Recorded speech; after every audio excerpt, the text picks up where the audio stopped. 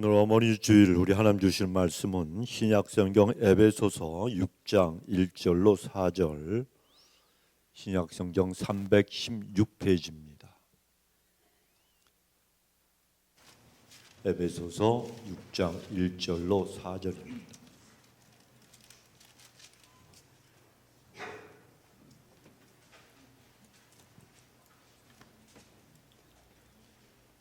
한 절씩 교독합니다. 자녀들아, 너희 부모를 주 안에서 순종하라. 이것이 옳으니라. 내 아버지와 어머니를 공경하라. 그것이 약속 있는 것 첫 계명이라. 이는 뇌가 잘 되고 땅에서 장수하리라. 오직 주의 명령대로 행하라.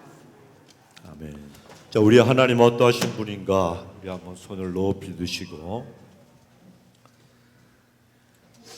어머니 주일이라 어머니들 손잡고 기도 한번 하려고 다 도망가네, 이 녀석들. 자, 시작. 하나님은 엘샤다이, 하나님 전능하신 하나님, 문제보다 크신 하나님, 대적보다 크신 하나님, 하나님은 모든 것을 하실 수 있습니다. 아멘. 우리 주일학교 학생들이 저 뒤에서 장난을 치길래 제가 오늘 예배 잘 드리고 찬양 잘 부르면 영화 보여줄게, 킹 오브 킹스. 그랬더니 봤대요. 일주일 전에 엄마하고 봤대요. 다른 거로다가 유인을 좀 해야 되겠어요. 여러분, 그 킹 오브 킹스라고 하는 그 영화가 이제 만화 영화예요. 한국에서 만들었는데 지금 뭐 아시다시피, 아시는 분들은 아시죠? 굉장히 그 미국에서 아주 난리 법석, 야단 법석, 하여튼 은혜 받고 감동이 있는 그러한 그 애니메이션이라고, 하여튼 굉장한 그러한 그 은혜를 끼치는 그런 애니메이션인가 봐요. 그 성우들이, 만화 영화니까 성우들이 있잖아요. 성우들이 있는데, Would you sit gently? Yeah. Okay. No, sit gently. 그 만화 영화에 그 성우들이 있는데, 그 성우들이 그 유명한 미국 배우들이에요. 근데 굉장한 그 많은 사람들이 볼 때마다 은혜를 받고. 근데 여러분, 우리도 비록 그 만화 영화의 주인공은 아니고 성우는 아니더라도 우리의 삶의 모습으로 은혜 끼치는 그런 크리스찬들이 되어야 될 줄로 믿습니다. 자, 여러분, 이 노래 아시죠? 즐거운 우리 집. 아세요? 어떻게 시작을 하죠? 즐거운 곳에서는 나로라 하여도. 그거밖에 모르겠어요, 저는. 그런데 찾아보니까 내가 쉴 곳은 내 집뿐이라. 여러분, 이 말씀을 가만히, 이 노래 가사를 생각해 보니까 제가 깨달은 게 있어요. 우리가 많은 곳에서 나를 오라 그러고 나를 갖다 부르고 갈 곳도 많지만 내가 쉴 수 있는 곳은 내 집뿐이라. 내가 편안하게 거할 수 있는 곳은 바로 내 가정밖에 없다는 거예요. 얼마나 이런 가정이 소중합니까? 제가 군대에서 제대를 하고 이제 연대본부로 가서 연대장님한테 신고를 해야 되잖아요. 저녁 신고를 해야 되는데 그 전날 도착해서 이제 내후안에 들어갔더니 저보고 뭐하러 부대에서 자냐고, 밖에 나가서 편하게 자라고. 그래갖고 이제 연대본부가 있는 그 도시에 나갔는데 잘 데가 있어야지. 그래서 산에 있어서 산에 올라갔어요. 그랬더니 그 산에 가서 이렇게 보니까 그게 유달산이라고 하는 산이에요. 그 시내가 다 보이는데, 아니 이 많은 불빛이 있고 집들이 있고 사람들이 있는데 내가 가서 잘 데가 없는 거예요. 얼마나 서러운지 몰라요. 여러분, 내가 다리 쭉 뻗고 쉴 수 있는 곳이 있다는 게 큰 축복인 줄 믿으시기 바랍니다. 근데 이만큼 우리의 가정과 집이 소중하고 중요하다는 거예요. 근데 이런 가정을 우리에게 주신 분이 누굽니까? 하나님이시잖아요. 우리 하나님이 가정을 주셨어요. 태초에 하나님께서 아담을 만드셨고 세상의 모든 좋은 것들을 다 아담에게 이미 주셨습니다. 그런데 그 좋은 것을 아무리 받아 누려도 아담의 마음은 왠지 모르게 공허했더라는 겁니다. 하나님께서도 이 모든 걸 좋게 만드시고 그 아들 아담에게 다 주셨지만 하나님도 완전하게 만족함이 없으셨어요. 뭔가 조금 모자랐어요. 그 이유는 뭐냐? 아담이 혼자 있는 것이 보시기에 좋지 않았기 때문이라는 거예요. 그래서 하나님은 아담을 깊이 잠들게 하시고 그의 갈빗대 하나를 취하셔서 하와를 만드시고 그리고 가정을 이루게 하셨어요. 그러니까 남자는 흙으로 만들어졌고 여자는 뭐로? 좋은 말로 뼈, 조금 센 말로 뼈다구. 누가 세요? 여자가 센 거예요. 그러니까 여자가 처음에는 뭐 연약한 것 같아도 절대로 그렇지가 않습니다. 제가 보면 강단 있는 것도 여자요, 지혜로운 것도 여자요, 그리고 더 오래 사는 것도 여자예요. 여자들이 세요, 강해요. 이건 동서고금을 막론하고 어느 나라나 어느 민족이나 똑같다는 거예요. 여자들. 그러니까 남자들은 오늘 같은 날 어떻게 됩니까? 여자들한테 잘하고 잘 보여야 된다는 거예요. 그래야 만수무강에 지장이 없다는 겁니다. 자, 그런데 우리 대리 집사님이 와이프한테 너무 잘하시는 것 같아. 그런데 하나님께서 여러분 이렇게 아담을 갖다가 혼자 있는 게 좋지 않으시니까 갈빗대로 하와를 만드셔서 가정을 이루게 하셨는데 아담이 모든 좋은 것을 다 차지하고 소유하고 있어도 그 마음이 행복하지 못하고 공허했는데 하나님께서 하와를 주셔서 가정을 이루게 하시니까 아담은 비로소 완전한 행복에 이르게 되었고 또 하나님께서도 이 아름다운 모든 광대한 세상을 만드시고도 완벽하고 완전한 그런 만족을 누리지 못하셨는데 하나님께서 아담에게 가정을 만들게 하시고 이루게 하신 다음 모든 것을 보기에 심히 좋았더라. 하나님이 좋으셨다는 거예요. 그러니까 무엇을 우리들에게 말씀해 주시는가 하면 가정이 하나님 천지 창조의 마침표라는 거예요. 가정이. 그거 가정 하나 만드시고 하나님께서 모든 것이 좋게 되었다라고 도장을 딱 찍어 주셨다는 것입니다. 여러분 우리가 이렇게 가정은 하나님 앞에서 소중한 것이고 중요한 겁니다. 그런데 가정은 그 가정의 구성원들이 있잖아요. 식구들이 있어요. 가족들이 있어요. 서로 노력하고 아끼면서 잘 가꾸어야 하나님이 처음 만드신 그 목적에 맞게 이 가정이 행복할 수가 있다는 겁니다. 아시죠? 한자로 가정할 때 정자가 무슨 정이에요? 정원할 때 그 정자입니다. 이게 의미하는 것은 가정은 정원을 소중하게 가꾸듯이 가정의 구성원들이 잘 가꾸어 나가야 한다는 겁니다. 그냥 공짜로 아무 노력 없이 아무런 인내 없이 사랑 없이 가정이 행복해질 수 있는 것이 절대로 아니라는 겁니다. 국가의 그 국민들이 그 의무와 책임을 다하지 않고 자기 권리만 주장하게 되면 그 나라는 어떤 나라든 어떤 사회든지 큰 혼란 속에 빠질 수밖에 없습니다. 나라가 안정이 되고 국민이 평안하게 살려고 하면 국민들이 권리에 따르는 의무와 책임도 다해야 되는 거예요. 근데 이것은 교회도 마찬가지입니다. 건강한 교회 그리고 아름다운 교회를 만드는 것도 성도들이 자기 권리만 주장해서는 안 된다는 거예요. 성도로서의 의무와 책임을 다할 때 그 교회가 건강하게 되고 세상의 빛과 소금의 역할을 갖다가 감당할 수가 있다는 겁니다. 마찬가지로 행복한 인생의 필수 조건 바로 이 가정을 아름답게 지키려면 가족의 그 구성원들이 전부 자기가 갖고 있는 자기에게 부여된 사명과 책임을 다해 나가야 되는 거예요. 그렇다면 우리가 행복한 가정을 이루기 위해서 감당해야 될 책임이 과연 어떤 것들이 있겠습니까? 오늘 어머니 주일을 맞이해서 이 가정의 구성원 누굽니까? 부모와 자녀들이잖아요. 이 두 층의 사람들이 갖고 있는 가장 중요한 책임에 대해서 우리가 말씀을 나누고 은혜를 함께 받기를 원합니다. 첫째, 자녀들에게 가장 중요한 책임들이 있습니다.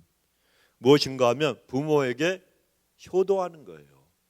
부모에게 효도하는 것. 그런데 효도가 다른 것이 아닙니다. 자녀가 부모에 대한 책임을 다하는 것이 하나님이 원하시는 효도라는 거예요. 그러나 효도, 우리 한인회에서 얼마 전에 그 잔치를 하면서 효행상을 주셨잖아요.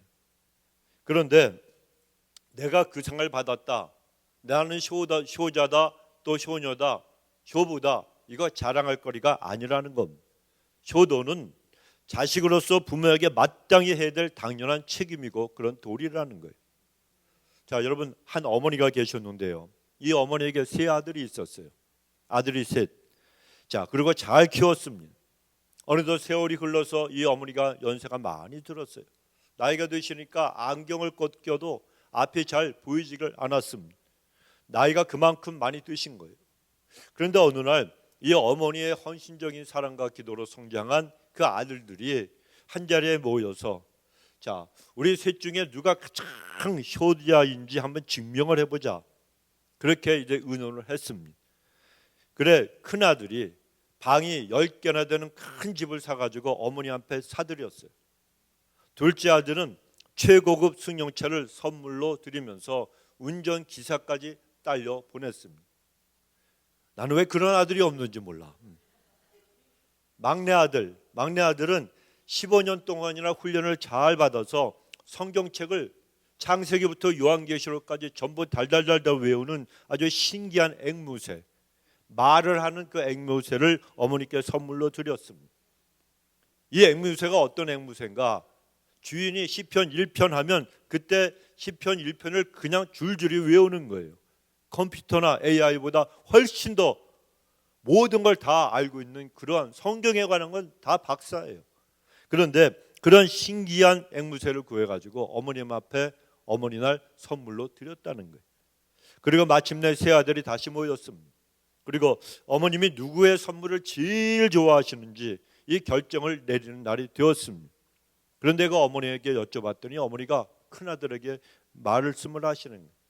큰아들아, 첫째야, 내 선물은 정말 고맙다마는 나는 내 선물을 받을 수가 없구나. 이 늙은이에게 큰 집이 무슨 소용이 있겠느냐. 나는 그저 방 한 칸이면 족하단다. 그러면서 큰아들의 선물을 거절하셨다는 거예요. 그리고 이어서 둘째 아들에게도 말씀을 합니다. 둘째야, 나는 네 선물도 받을 수가 없구나. 내가 눈이 어두워 앞도 잘 못 보는데 내가 그 차를 타고서 어디를 다니겠느냐. 그러면서 둘째 아들의 선물, 그 비싼 승용차 선물도 물리면서 나한테 캐시로 다오 그러셨다는 거예요. 셋째 아들, 막내야, 나는 네 선물이 제일 좋았단다. 내가 보내준 닭을 잡아 먹어보니 정말 맛있었단다. 어이 어머니가 연세가 들어서 눈이 어두우니까 앵무새를 뭘로 알고? 치킨으로 알고 홀따닥 잡아가지고 영계 백숙으로 만들어갖고 잡아 맛있게 드셨다는 거예요. 자, 여러분, 이건 풍자적인 얘기지만 이런 어머니에게 효도하기가 쉽겠습니까? 어렵겠습니까? 어렵죠. 이런 어머니한테, 아니 앵무새를 닭으로 갖다가 알고 착각해서 잡아먹는 엄마한테 어떻게 여러분 효도하는 일이 쉬울 수가 있겠습니까? 그러나 성경은 그럼에도 불구하고 자녀는 부모에 대해서 효도하라고 그 책임을 갖다가 말씀하고 계시는 거예요. 오늘 본문에 보면 첫째는 부모에게 순종하라 말씀하시잖아요. 1절에 보시면 자녀들아 너희 부모를 주 안에서 순종하라. 그런데 골로새서 3장 20절에 보면 자녀들아 모든 일에 부모에게 순종하라 그랬어요. 모든 일에. 그러니까 어떤 것은 순종하고 어떤 것은 순종하지 말고가 아니고 어머니, 아버지, 할아버지, 할머니가 말씀하시면 모든 일에 부모에게 순종하라는 그런 말씀입니다. 이해가 되든지 이해가 안 되든지 나하고 맞든지 맞지 않든지 내가 좋아하든지 싫어하든지 무조건 어떻게 하라고요? 순종하라는 그런 뜻입니다. 그러나 이 말씀은 결코 부모에 대한 맹목적인 순종을 가리키는 그런 말씀이 아닙니다. 주 안에서 순종하라 그랬잖아요. 주 안에서. 그러니까 성경은 맹목적인 순종이 아니라는 겁니다. 부모에 대한 순종이 하나님께 대한 불순종을 갖다가 의미하게 될 때는 더 높은 권위자이신 하나님 말씀 앞에 순종해야 되는 거예요. 이치에 너무 어긋나거나 불법을 강요하는 일들, 예를 들면은 너 신앙생활 하지 마, 너 예수 믿지 마, 도둑질해. 물론 그런 부분은 없겠지만 또 교회 나가지 마라. 이런 하나님의 뜻과는 반대되는 일을 부모님들이 명하실 때는 부모님보다 더 위의 권세인 하나님의 법을 따라야 한다는 겁니다. 그런데 그런 일이 아니라면 자녀들은 부모에게 무조건 순종해야 한다는 거예요. 여러분, 어느 나라나 시어머니나 며느리, 이 고부간의 갈등은 다 있기 마련입니다. 제가 고부간의 갈등에 대해 말씀드릴 때 자주 드는 예화가 있어요. 어느 며느리가 있습니다. 그런데 그 며느리도 시어머니와 갈등이 심각했습니다. 반복되는 그런 갈등 끝에 며느리는 위장병까지 얻었습니다. 사람의 신경을 많이 쓰면 위에 산이 많이 배출이 되니까 위장병이 생기지 않습니다. 그런데 이 시어머니가 9세대예요. 연세가 많아요. 며느리는 신세대. 그러니까 맞지 않아요. 너무너무 다른 거예요. 세대 차이가 나서. 그래서 신경을 갖다 쓰다 보니까 마음이 편하지 않습니다. 그러니까 위장병을 얻게 된 겁니다. 사실 그런데 시어머니의 이 갈등의 발단이 뭐냐? 별것도 아니었어요. 집안에 뭐가 떨어지고 흘린 자국이 있으면 9세대인 시어머니는 뭘로 닦아요? 행주나 걸레로 닦습니다. 그러나 신세대인 며느리는 걸레 빨고 행주 삶는 거 쉬워요? 안 쉬워요? 어려워. 신경이 쓰이잖아요. 그것도 일거리란 말이에요. 그러니까 페이퍼 타월 하나 뚝 뜯어가지고 닦으면 그만이요. 어느 게 더 좋아요? 어느 게 더 편해요? 페이퍼 타월. 이게 젊은 사람들이 하는 일이라는 겁니다. 그런데 시어머니는 그것만 보면은 이 괜히 종이를 갖다 낭비하는 것 같으니까 잔소리야, 잔소리. 이런 일이 하나 둘 쌓이다 보니까 이 며느리가 속이 상하고, 그리고 입에서 나오는 말도 퉁명스럽고, 그러니까 시어머니는 시어머니대로 며느리는 며느리대로 서로 경원시하게 되었습니다. 그런데 어느 날 이 며느리가 친구 집에 놀러 갔어요. 그 집에 갔더니 자기 시어머니보다 더 무섭게 생긴 시어머니가 계시는데, 아니 그 친구는 그런 시어머니하고 너무 잘 어울리고 잘 지내는 거예요. 그 무서운 시어머니가 무슨 말씀을 하셔도 무조건 예 알았습니다 어머니, 네 알았습니다 어머니, 이렇게 대답을 합니다. 그러니까 위장병에 걸린 이 친구가 들어보니까 시어머니 말씀하시는 게 이치에도 안 맞고 논리에도 안 맞고 상식에도 안 맞아요. 그런데도 그 시어머니의 말씀에 친구는 예 하면서 순종하는 거예요. 야, 어떻게 저렇게 하지? 그래서 조용히 물어봤습니다. 예, 너는 어떻게 그렇게 너희 시어머니 비율을 잘못 맞추니? 그랬더니 그 친구가 하는 말이 나는 하나님의 은혜로 맞춘단다, 이렇게 대답을 하는 거예요. 누구의 은혜로? 하나님의 은혜로. 아니 그게 무슨 말이야? 그랬더니 성경에 주님이 말씀하셨잖아. 주 안에서 너희 부모에게 순종하라고 말씀하셨기 때문에 나는 하나님의 은혜로 순종하고 맞춘단다. 그러면서 음식을 만들 때 또 시어머니가 잔소리를 한다는 거예요. 예, 옛날식으로 푹 삶아라. 푹 삶아라. 그러면 영양가가 파괴가 되잖아요. 그럼에도 불구하고 시어머니 드실 것은 푹 삶아가지고 이걸 갖다가 드리고 자기가 먹을 것은 살짝 삶아서 먹는다는 거예요. 여러분, 이처럼 매사에 지혜롭게 부모에게 순종하는 것이 하나님이 자녀에게 원하시는 뜻이라는 겁니다. 또 두 번째로 본문의 2절에 보면 내 아버지와 어머니를 공경하라 말씀하잖아요.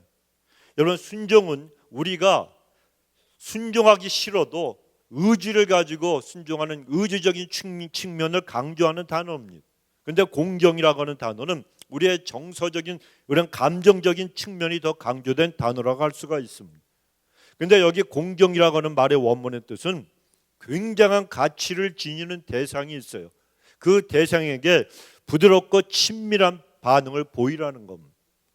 여러분, 여기에 이런 사기로 만든 뚜껑이 있잖아요.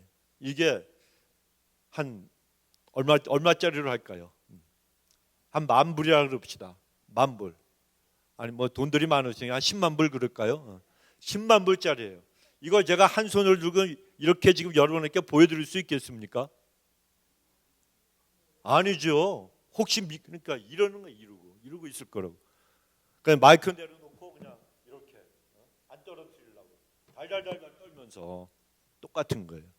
값비싼 존재, 값비싼 대상이 있어요. 아주 귀한 존재예요. 근데 그 존재를 갖다가 부드럽게 아주 그냥 정말 친근하게 잘 대해야지 아무렇게나 막 대합니까? 이거 내려놓을 때도 그냥 조금 깨질까봐 그냥 어디 닿을까봐 그냥 밑에다 스펀지 깔아놓고 뭐 놓고 살살 놓을 거 아니에요. 바로 공경이라고 하는 단어가 그런 뜻이 있다는 거예요. 그러니까 부모님들이 굉장한 가치를 지닌 분으로 생각하고 사랑하고 존중하라 그러는 거예요.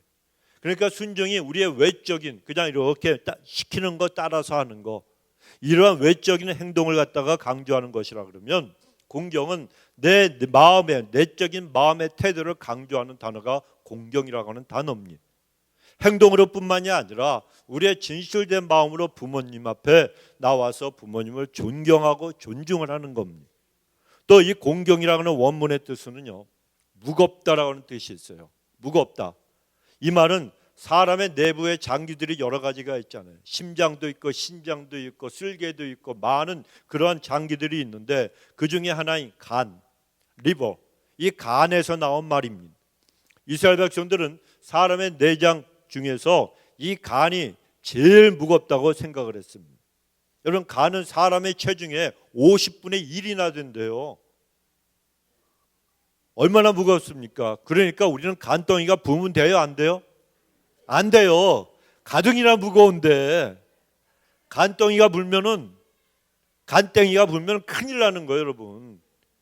그런데 이렇게 무거운 간이 우리에게 있는데 여러분 이 간이 하는 일이 얼마나 중요합니까? 우리 몸에 필요한 영양분을 저장하는 역할을 하는 거예요. 그리고 몸에 들어온 동물들 아니면은 또 몸 안에서 발생하는 독성들을 해독하는 그러한 기능을 갖고 있는 것이 우리가 갖고 있는 간이라는 겁니다. 그러니까 이 간은 우리의 생명과 직결이 되고 사람의 건강을 유지시켜주는 대단히 중요한 역할을 합니다. 그러니까 공경이라고 하는 말이 이 간이라고 하는 단어에서 유래가 되었다는 것은 부모님을 나의 간과 같이 소중하게 여기며 공경하라는 거예요. 우린 그래서 간과 연계된 속담도 많잖아요. 간까지 빼준다고. 그만큼 소중한 걸 갖다가 준다는 얘기입니다. 그런데 부모님을 공경하려면 먼저 자녀들이 어떻게 해야 되느냐? 부모님을 용서할 줄 알아야 돼요. 생소하십니까, 여러분? 여러분 부모님들한테 전부 사랑만 받으셨어요? 아니죠. 자녀들이요. 부모들한테 상처를 받는 게 굉장히 많습니다. 굉장히 많아요. 여러분 사람들이 인생을 살아가면서 누구에게 가장 큰 상처, 많은 상처를 받는지 아십니까? 자기 부모님이에요.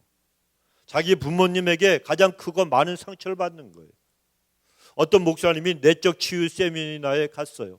참석했는데 거기에서 경험했던 이야기를 저한테 들려주셨는데 그것에 참석한 분들이 자기들의 아픔과 그리고 여러 가지 상처를 갖다가 내놓고 나누는데 그러면 울더라는 거예요. 이 사람들이. 대부분이 뭐냐? 부모로부터 어렸을 때부터 쭉 커오면서 받은 큰 상처를 가지고 있더라는 거예요. 어떤 분들은 눈물을 흘리면서 부모에게 받은 상처를 갖다가 토로하더라는 거예요. 그분들이 철없는 어린아이들이 아니고 40대, 50대 장년들이라는 거예요. 부모에게 받은 상처가 너무나도 크고 깊어서 수십 년이 흐른 뒤에도 상처가 치유되지 않았다는 거예요. 예전에 알람복으로 있던 어떤 목사님, 우리 교단의 목사님, 콜롬비아 유니버시티를 졸업했어요. 아주 머리가 뛰어난 분이에요. 머리가 너무 뛰어나니까 머리가 많이 벗겨졌어. 이분이 얼마나 큰 상처를 갖고 있는지 몰라요. 그건 왜 그러냐 그랬더니 아버님이 대학 교수인데 공부를 그렇게 잘하는데도 너는 더 잘해야 된다고 맨날 야단을 친 거예요.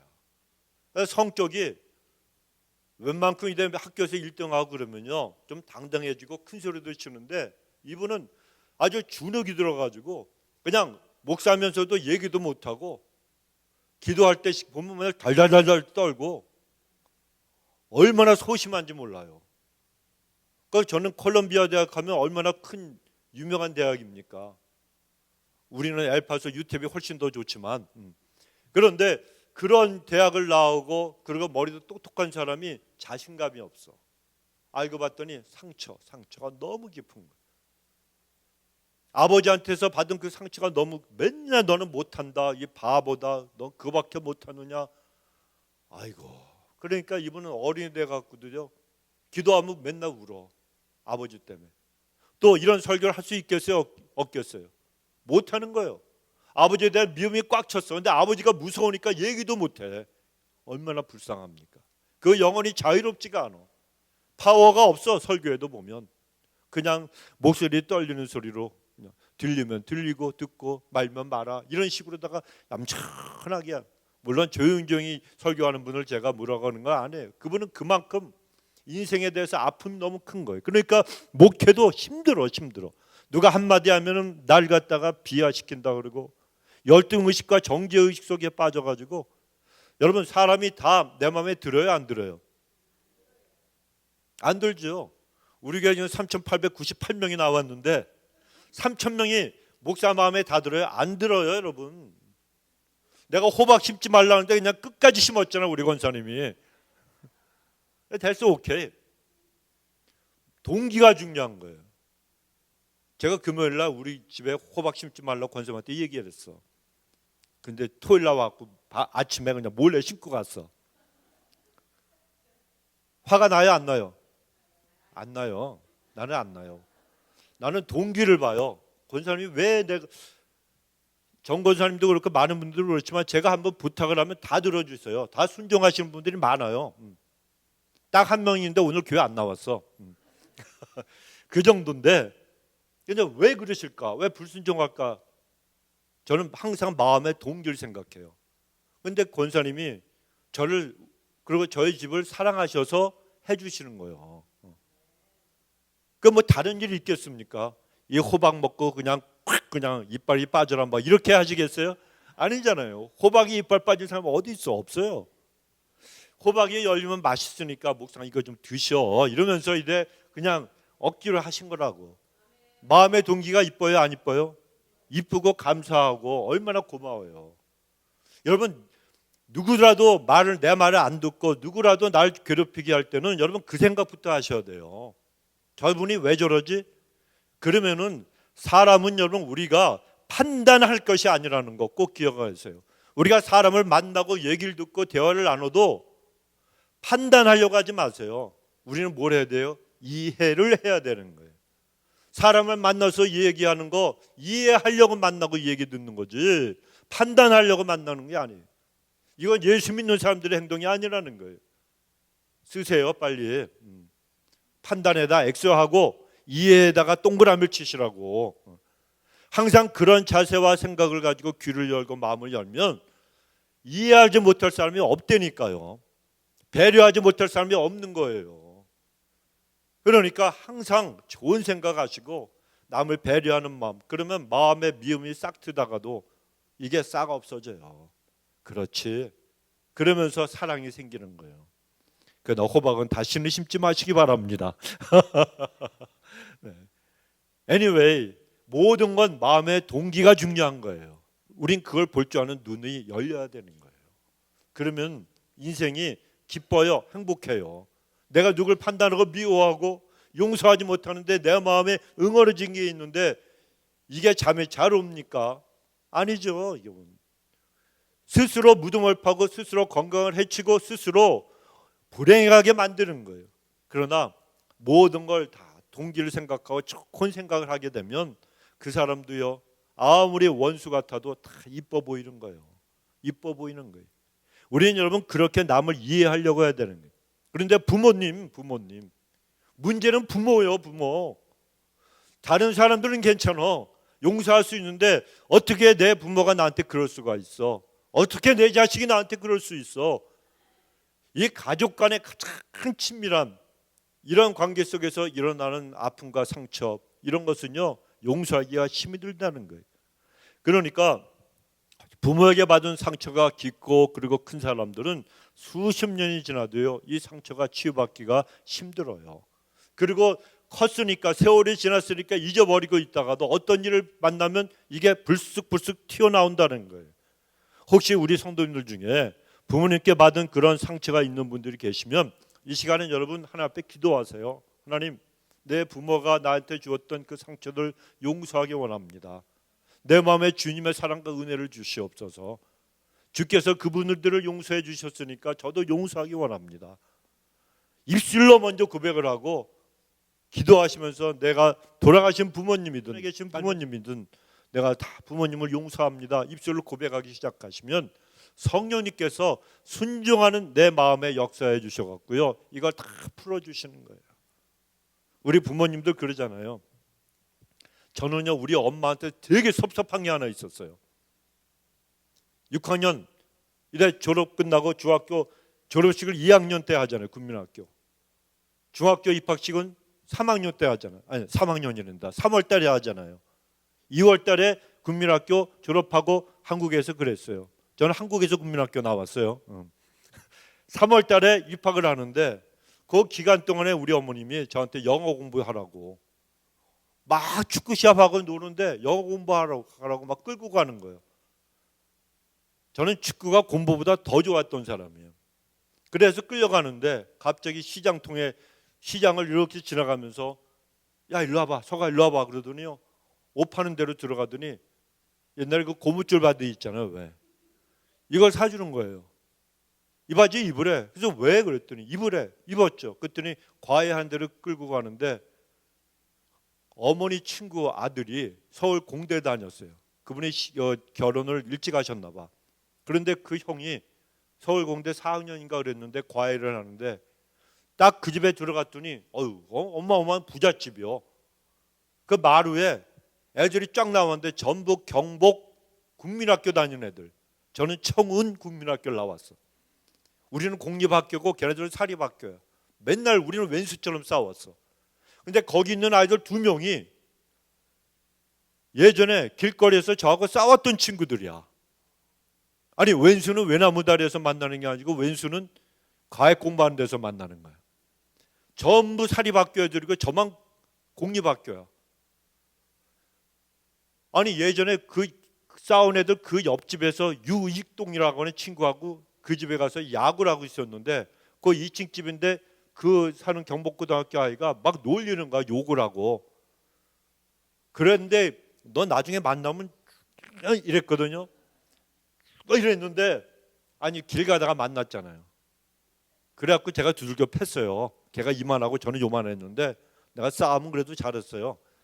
그랬더니 친구가 왔고 날 때리네. 근데 얘는 이만해, 더 커. 그래서 내 동생이 보고 뛰어나왔고 둘이 2대1을 붙었는데 우리가 이겼잖아. 그래갖고 찍소리도 못했는데 과외 공부하는 데 가서 만난 거예요. 걔네들 6명이야. 나는 혼자, 내 동생도 없어. 어떻게 되겠어요? 도망가야지. 막 도망가는데 우리 엄마가 쫓아와가지고 여기를 딱 잡더니 끌고 가는 거야. 싫어 그래도 끌고 들어가는데 문으로 딱 들어가는데 그때부터는 어린 양이 되어야죠. 어떻게 해요? 걔네들을 보는데 창피하게 그냥 인상을 콱 쓰고 안 해 이럴 수 있어요?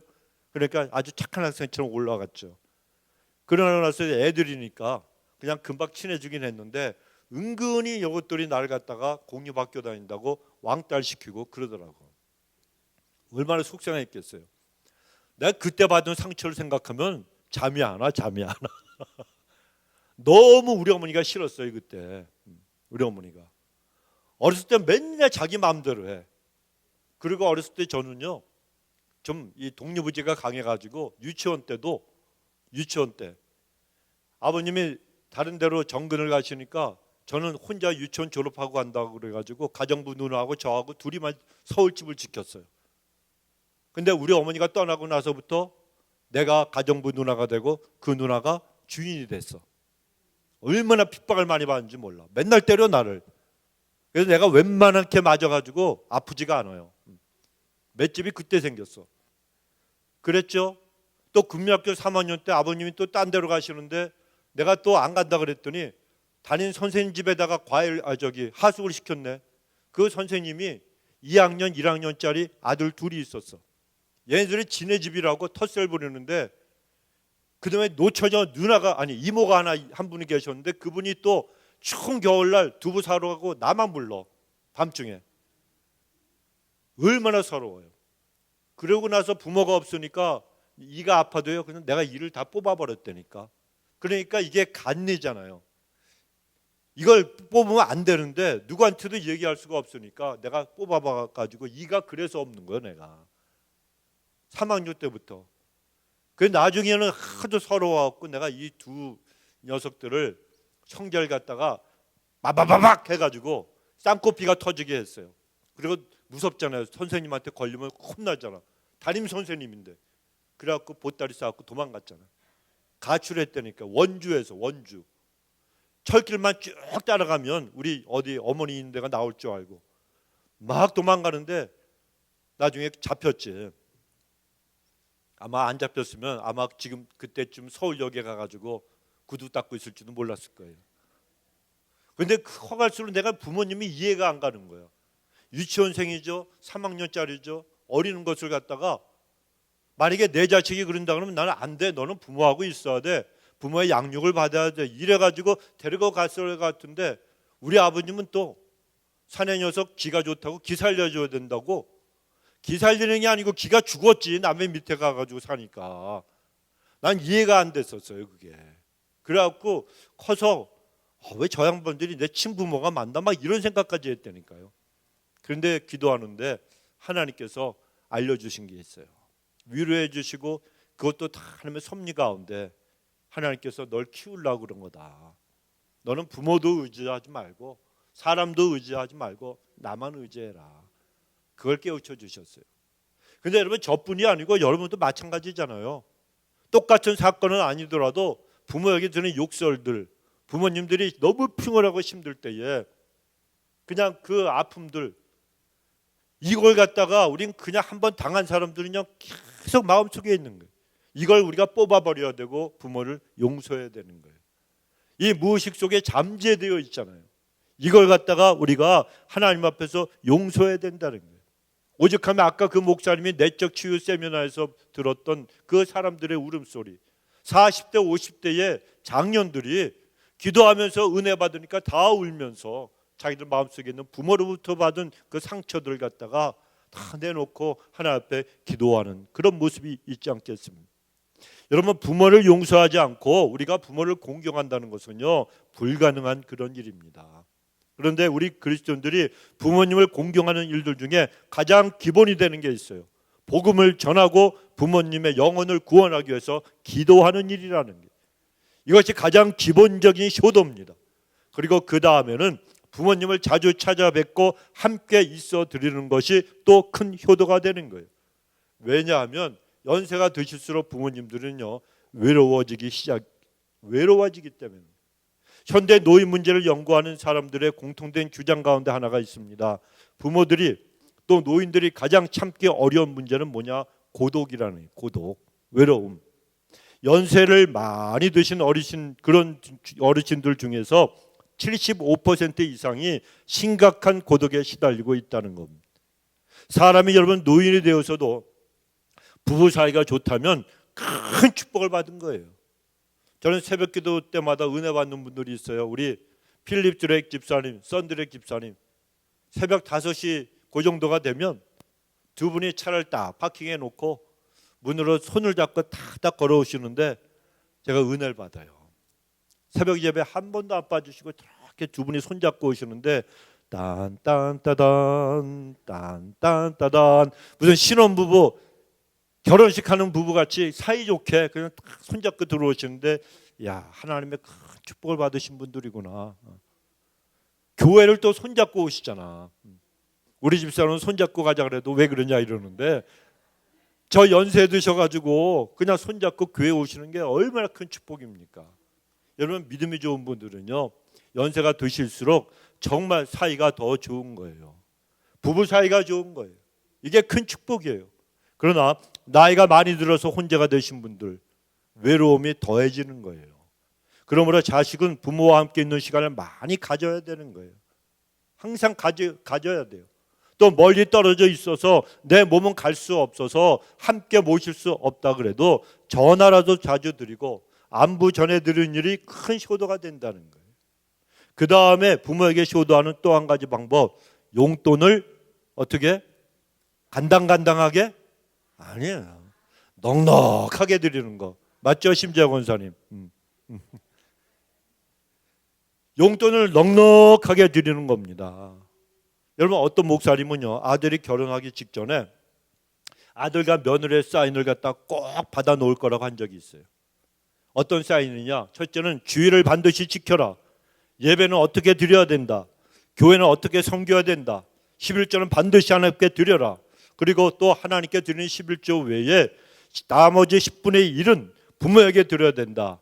이 항목이 그분에겐 중요했던 거야. 이 항목도 넣어서 꼭 며느리와 아들의 사인을 받아 놓겠다는 겁니다. 그래서 아들과 며느리가 거기에 사인을 해 놓으면 자녀들을 위해서 더 기쁜 마음으로 손들고 기도하면서 힘껏 도와주겠지만, 만약에 며느리가 아버님 이거 안 돼요, 그리고 사인하지 않으면 섭섭한 마음으로 기도할 것이고, 그리고 잘 도와주지도 않을 것이다, 이렇게 얘기를 했다는 겁니다. 여러분, 요즘은요, 아들 낳으면 어디에 뺏겨요? 처갓집에 빼앗기는 것과 마찬가지라고 그러잖아요. 제가 주위 목사님들 자녀들을 봐도요, 아들들은 말짱 꽝, 낳느라고 수고만 했지, 딸들이 보면 전부 그래. 딸들이, 목사님 딸들이요, 얼마나 잘하는지 몰라요. 시집 가서도 자기들 시어머니 시아버지는 돌아보지도 않아. 친정집에다 전화를 매일같이 하고요. 야, 내가 은혜를 받았다니까. 어떤 두 딸이 있는 집이 있는데, 여행을 가면은 큰 딸이 가는 경비, 오는 비행기표는 작은 딸이 서로 나눠가지고. 그리고 어떤 목사님은 딸이 셋인데, 유럽을 간대요. 딸들 셋하고 다. 그 돈을 다 누가 내느냐? 딸들이 다. 왜 나는 딸이 없냐고. 참. 여러분, 딸들이 김효석 권사님은 복이 터진 줄로 믿으시기 바랍니다. 복에 복을 받은 분이요, 저분이. 아들들은 소용없어요. 전부 며느리한테 뺏기고, 저기 며느리 친정집, 처갓집에 다 뺏기는 거나 똑같은 거예요. 아들들은 재미도 없잖아. 전화합니까? 안 해요. 문자만 보내. 문자만. 사모님 잘 들으셔야 돼. 주사모님. 이 집도 아들만 둘이요. 딸들은 전화하면 금방 받고 아빠 엄마 막 이러고 그런데요. 그런데 아들들은 무뚝뚝해가지고 전화도 안 받고, 나 바빠 문자 보내고 막 그런다는 거 아니에요. 그러니까 딸들을 갖다가, 여러분 아직도 안 늦으신 분들이 있잖아요. 아브라함은 몇 살 때, 사라가 몇 살 때? 기도하시고 90 전에 딸 좀 낳으시기 바랍니다. 90 되기 전에. 자, 그런데 여러분 생각해 보십시오. 저도 아들 둔 사람으로서 이 아들을 갖다가 두고 나중에 장가 갈 때 사인을 받으려고 그러지만, 사인을 한다 그래서 그게 또 제대로 되겠습니까? 며느리가 마음 한번 딱 바꾸면 바꿔지는 거예요. 바꿔지는 거예요. 그런데 왜 이런 말씀을 드리는가 하면, 사람이 나이가 들고 노인이 되면은 경제적인 능력이 떨어지잖아요. 경제적인 능력을 잃어버리게 됩니다. 하지만 사람이 아무리 나이가 들어도 필요한 것은 뭡니까? 돈이요. 돈. 캐시, 마니. 돈이 필요한 것은 똑같아요. 젊었을 때나 나이 들었을 때나 똑같다는 겁니다. 그러므로 자식들이 부모님에게 용돈을 충분히 드리는 것이 큰 효도하는 일이라는 거예요.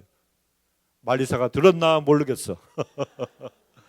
자, 그런데 그렇게 하는 것이요, 또 자기에게 하나님 앞에서 자기에게도 복이 되는 거예요. 왜냐하면 하나님은 심은 대로 거두게 하신다 그랬잖아요.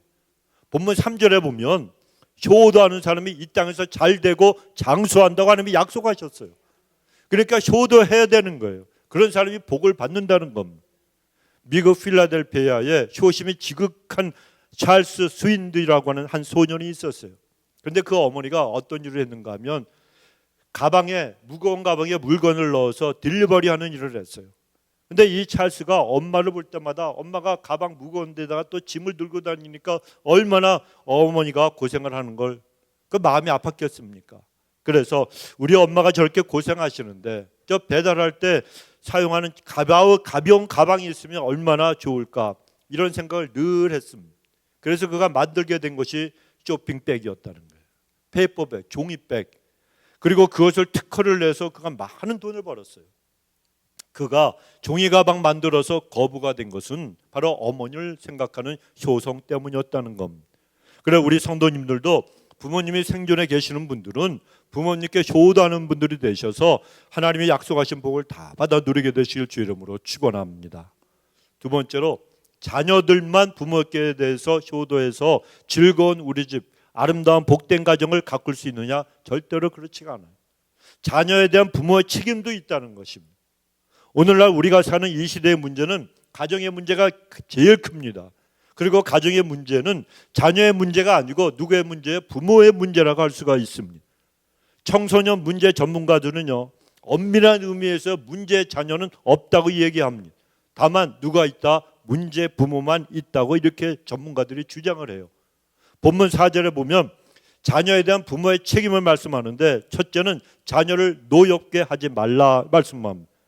자녀를 노엽게 하지 말라는 이 말씀은 자녀를 성내게 하지 말라는 뜻입니다. 화내게 하지 말라. 그렇다면 여러분, 부모가 어떻게 하면 자녀들이 그 화가 나겠습니까? 자녀들은 다른 게 아닙니다. 부모가 오락가락하면서 일관성 없는 그런 태도를 보일 때 그런 부모의 모습에서 화가 나는 거예요. 즉 부모가 변덕을 부리지 말라는 겁니다.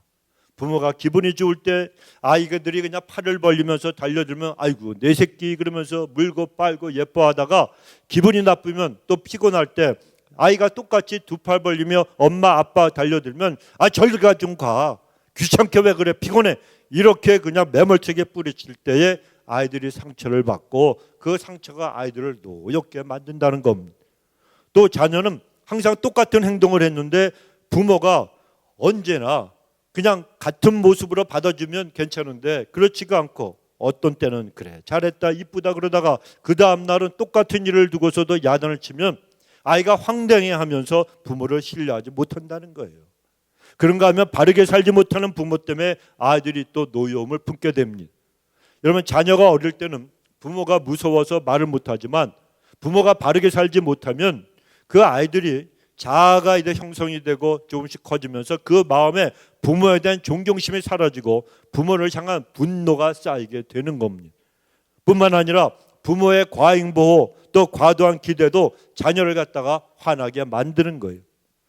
여러분, 한국 사람들은 화병 얘기해요. 화병. 뭘 담는 병? 화를 담는 병이에요. 속에서 끌어올리고 썩어가는 이런 부글부글 끓는 화병이 있어요. 이게 어른들만 있는 게 아니에요. 아이들에게도 이런 화병이 생긴다는 겁니다. 제가 아는 삼성병원에 아주 유명한 명의로 이제 손꼽히는 소아정신과 의사가 있어요. 그런데 여자 교수인데 그 사람하고 얘기를 좀 많이 했었어요. 그런데 그 화병을 들어보니까 학교 다니기 전에 그 아이들은요, 식욕 부진 또 짜증내는 일이 느는 이런 증상으로 그들의 화병이 나타나고, 이제 어느 정도 커서 학교에 다니는 아이들은 신경질이 늘어난대요. 그리고 또 그뿐만이 아니라 툭하면 피곤하다고 피로감을 갖다가 호소하기도 하고, 점차 머리가 아픈 두통, 어지럽다는 어지럼증, 복통, 식욕 부진, 식욕 과잉, 또 소화 안 되는 소화 장애, 이런 것으로 어린 아이들의 이 화병이 그 증세가 나타난다는 겁니다. 뿐만이 아닙니다. 잘 웃지도 않고 어떤 놀이를 해도 흥미를 갖다가 보이지 않고 친구들하고도 잘 어울리지 못한다 그럽니다. 이런 증상은 부모의 과잉 보호, 과도한 기대가 주요 원인이라는 거예요. 이런 부모가 자식을 부모 뜻대로만 조정하려고 하니까 아이들이 화가 나는 거예요. 화가 나는 거예요. 여러분, 자녀들도 한 인격체입니다. 그래서 스스로 생각할 줄도 알고 감정을 느끼고 자기의 의지대로 하려고 하는 그런 모습이 나타나는 거예요. 그런데 부모가 너무 강해서 자기 뜻대로 아이를 조정하려고만 하면 아이들 마음속에 분노가 쌓이게 된다는 것입니다. 그리고 두 번째로, 부모는 주의 교훈과 훈계로 자녀들을 양육해야 될 책임이 있어요. 세상에서 가장 뛰어난 민족이 누굽니까? 유대인들이잖아요. 이 유대인들은 부모를 통해서 가정에서 신앙교육을 잘 시킵니다. 그래서 신앙교육 그러면 우리가 알아야 될 것이 뭔가 하면, 주일학교, 교회의 주일학교 교육만 생각하는데 절대로 그렇지가 않은 거예요. 자녀들은 일주일에 교회 몇 번 나와요? 한 번 나와요. 주일학교에서 길어야 1시간, 2시간밖에 교육을 못 받습니다. 그러나 나머지 시간은 어디에 있습니까? 제일 많이 시간을 보내는 게 가정집에서, 그 다음에 학교 아닙니까? 그러니까 제일 먼저 중요한 것이 가정이라는 거예요. 가정에서 부모들의 삶의 모습과 신앙의 모습을 보고 그들이 배우는 거예요. 교회에 와서 배우는 게 아니에요, 여러분. 자녀들은 집에서 부모님들 보고 하나님에 대해서 배우고 예수님께 대해서 배우고 하나님 앞에 어떤 온유한 모습과 성령의 열매를 맺는 인격을 갖추고 있는가, 이걸 배우는 거예요. 기도하는 것도 교회에서 배우는 게 아니고 어디서 배워요? 집에서 배우는 거예요. 그러니까 아이들 앞에서 엄마가 기도하는 그 자리를 마련해 놓고 하나님 앞에 기도하는 것을 보여줘야 되는 거예요. 집에서 성경을 보는 것을 갖다 가르쳐 주고 부모가 그 성경에 있는 걸 보여줘야 돼요. 어렸을 때부터 그걸 보여주면은 성경이 늘 가까이 있는 거예요. 그리고 자기가 너 기도하라 그러지 않아도 저절로 기도하게 되어 있다는 거예요. 그러니까 이 신앙교육은 어디에서부터? 가정에서부터 가르치라. 자, 그런데 유대인들은 또 한 가지 특징이, 한국 사람들 특별히 그렇잖아요. 세상에서 출세하고 성공해라, 좋은 대학 가라, 유능한 직장을 가져라. 유대인들은 절대로 그렇게 가르치질 않아요. 여러분, 유대인들은 다른 사람과 더불어 함께 살아가라, 이걸 가르친다는 거예요. 근데 우리 한국 사람들은 어때요? 경쟁해서 이겨야 돼, 1등해. 여러분, 100명 중에 1등을 했어. 그리고 좋은 고등학교를 갔어요. 좋은 고등학교 가면은 전국에서 1등 하던 사람들만 왔는데 거기서 자기가 1등 못하면 어떻게 되겠습니까? 경기고등학교 옛날에 굉장히 좋은 학교였어요. 전국 중학교에서 최고 수재들만 모여요. 그런데 경기고등학교가 300명이 있다 그러면 맨날 전부 다 1등만 있습니까? 300등이 있겠어요, 없겠어요? 있죠. 그러고 나서 서울대학을 들어가. 서울대 법대, 서울대 의대를 들어갔어. 또 전국에서 1등만 하는 애들이 들어오는 거예요. 그런데 거기에서도 보면 어떻습니까? 서울 의대에서 1등 하는 친구가 있고 꼴찌하는 애도 있어요. 서울 의대에서 중간하는 친구가 하나 있었어요. 얘는 경기고등학교에다 공부도 너무너무 잘했어. 걔를 이길 수가 없었어. 그런데 그 친구가요, 서울대 들어갔더니 자기는 중간이고 신 같은 애들이 있더래. 공부도 안 하는 것 같은데 맨날 1등이야. 여러분, 의대 들어가면요 외울 게 엄청 많은데 얘네들은 잠도 잘 자는 것 같은데 다 외워버린대. 자기는 죽었다 깨라도 못 따라간 그런 애들이 있다는 거예요. 근데 그게 다냐? 그렇지가 않잖아요. 여러분, 인생은 공부 잘하는 거 하나, 그런 재능이 있는 거지, 정말 중요한 건 내 신앙과 인격이 중요한 거예요. 내 인성이 중요한 거예요. 서울법대 나와가지고 머리를 굴리고, 얼마 전에 그 신문에 조선일보에 나왔잖아요. 왜 이재명을 싫어하느냐? 내가 갖고 있는 재산 이걸 그대로 지켜가지고 내가 대물림을 해줘야 되는데 이 아무개가 대통령이 되면 싹 뺏어가면 어떡하냐, 이런 두려움 때문에 한국의 기독권들이 다 그를 반대한다는 거예요.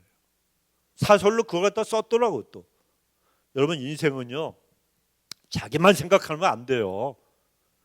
유대인처럼 더불어 살아가는 걸 갖다 배워야 되고 우리 아이들한테 그걸 가르쳐야 되는 거예요. 이게 안 되니까 자기 혼자만 살려고, 잘 되면 다 그냥 배신하고 오늘 내 동지요 내일은 원수요, 그러다 또 오늘 또 내 동지가 되고, 정치하는 사람들이 그렇게 붙었다 떨어졌다 그러는 거 아닙니까? 여러분, 이 사람은요 의리가 있어야 되는 거예요. 하나님께 대한 의리도 지키고 믿음의 사람들끼리도 의리를 지켜야 되고, 뭐 의리라고 뭐 조폭들이 아니죠. 주님의 사랑으로 하나 된 믿음을 가지고 함께 가는 사람들이란 말이에요. 이것이 없으니까 엉망진창이 되는 거 아닙니까? 그래서 우리는 자녀들에게 신앙교육을 어렸을 때부터 시켜야 되고 내 자녀 손손들, 손자, 손녀들에게도 신앙교육을 시켜야 되는 거예요. 쉐마 교육 여러분 아시지 않습니까? 유대인들의 유명한 교육 아닙니까? 신명기 6장 4절로 9절의 말씀을 기초로 해서 하나님의 말씀과 하나님을 섬기는 것을 자녀들에게 그들은 매일같이 철저하게 가르치는 거예요. 이처럼 부모님들이 하나님의 말씀을 자녀들이 가르치면서 믿음으로 바르게 사는 것을 갖다 보여주면 자녀들은 가만히 내버려둬도 하나님의 사람으로 아름답게 성장해 나간다는 거예요. 부모가 본을 보이는 것, 어디에서? 교회뿐만이 아니고 어디에서? 집에서. 특별히 가정에서 여러분 절대 입에 올리면 안 되는 말이 뭐라 그랬어요? 목사님들 욕하지 마세요. 내가 기분 나빠서 가는 게 아니고 절대로 자녀들 앞에서, 여러분 자녀들이 없는 곳에서 마음껏 욕해요. 괜찮아요. 나도 안 들을 거니까. 자녀들 앞에서 욕하면요, 자식들 신앙교육 완전히, 걔네들 교회 절대로 안 나가요. 목사에 대한 목사님과 주회종에 대한 존경이 없어지니까 걔네들이 어렸을 때부터 그걸 듣고 맨날 아버지 엄마가 교회에서 지지고 볶고 싸우고 목사님들 욕하고 이런 것만 듣던 애들이 교회 가서 목사님들 설교하면은 너나 잘해 이러지 않겠습니까? 아이들이 그게 없는 거예요. 그러니까 신앙생활 못해요, 아이들이. 그리고 또 한 가지, 선생님에 대한 욕은 절대 하지 말라 그랬죠. 선생님들 욕하면 아이들 학교에 가서 아유 우리 엄마 아빠가 그러는데 선생님도 뭐 어쩌고저쩌고 그러면은 아이들이 여러분 선생님들이 가르치는 거 그대로 받아들이겠습니까? 권위를 인정해 주지 않으니까 이 아들이 버리장머리가 없게 되고 사회 나와서 활동을 할 때도 어떻게 돼요? 직장 상사한테 순종하는 걸 몰라요.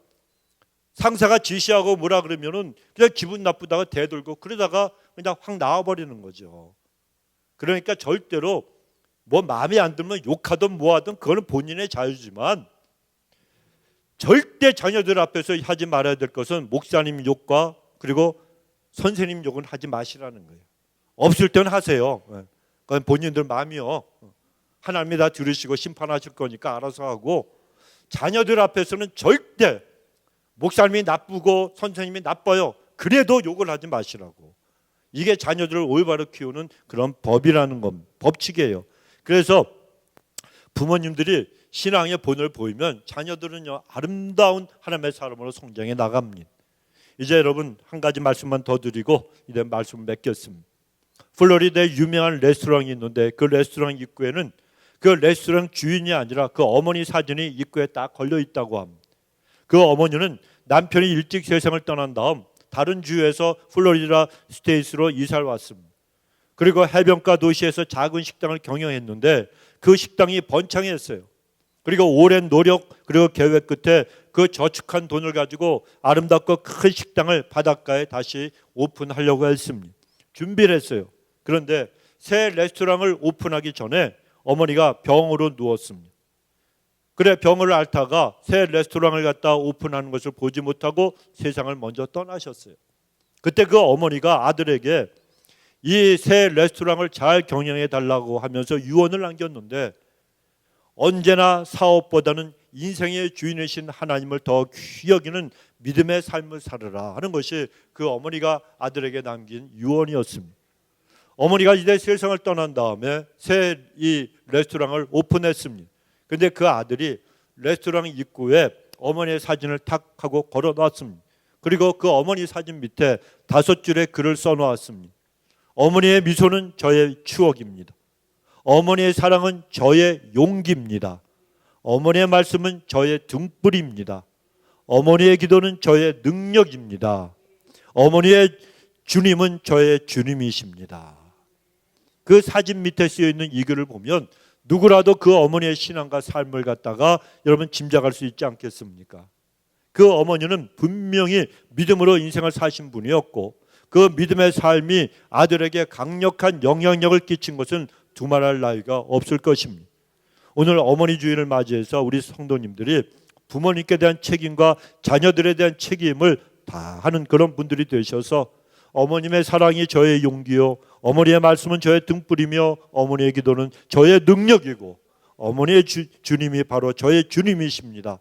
이 글귀의 주인공처럼 저와 여러분이 그 어머니와 같은 믿음의 삶을 갖다가 살아가면서 그 믿음의 삶을 자녀들에게 보여주심으로 우리의 가정을 다 정말 즐거운 우리 집, 이런 집으로 세워나가게 되시길 주의 이름으로 축원합니다. 기도합시다. 하나님 아버지 고맙습니다. 은혜로 저희들 붙들어 주시고 오늘도 어머니 주일 하나님 앞에 나와서 우리 어머니 아버지들 또 할아버지 할머니들이 하나님 앞에 귀한 말씀 듣게 하시니 감사합니다. 하나님께 대한 책임을 다하는 것뿐만이 아니라 부모로서의 책임, 자녀로서의 책임도 다하는 저희들이 되게 하여 주셔서 하나님 주신 우리의 가정을 즐거운 집으로 지켜나갈 수 있도록 축복하여 주옵소서. 감사드리옵고 예수님의 이름으로 기도드리옵나이다. 아멘.